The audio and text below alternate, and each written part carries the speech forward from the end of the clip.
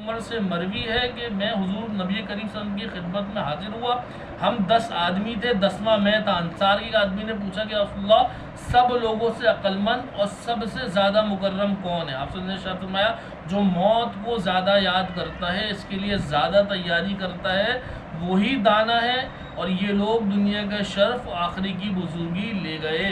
حضرت انس بن مالک سے مروی رسول کریم صلی اللہ علیہ وسلم نے ارشاد فرمایا موت کا ذکر زیادہ کرو کہ وہ گناہوں کو ختم کر دیتی ہے، دنیا میں پرہیزگار بنا دیتی ہے. حضور نبی صلی اللہ علیہ وسلم نے ارشاد فرمایا موت جدائی ڈالنے کے لیے کافی ہے. حضور نبی صلی اللہ علیہ وسلم نے ارشاد فرمایا موت نصیحت کے لیے کافی ہے. یعنی جس کو موت یاد رہے اس کو پھر کسی اور نصیحت کی ضرورت نہیں ہوتی. اسے پتہ ہوتا ہے کہ میں مرنے والا ہوں.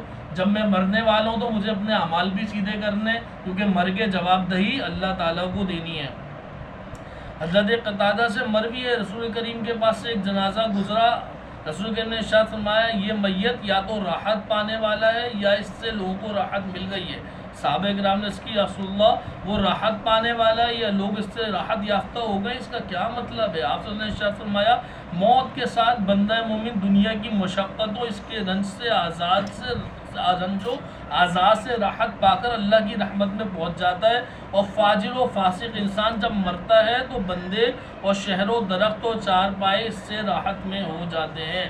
یعنی کہ جو مومن بندہ تھا جب وہ دنیا سے گیا تو وہ اللہ کی نعمتوں میں جنت میں چلا گیا، لیکن جو فاسق و فاجر بندہ ہے، جو گناہگار بندہ ہے، جو کذاب بندہ ہے، جو بد عملہ ہے، جب وہ مرتا ہے تو اللہ کی جتنی پیدا کی ہوئی چیزیں ان سب کو پناہ ملتی ہے اس کی نحوست سے، اور اس کی نحوست سے بچ کے وہ راحت میں آ جاتے ہیں.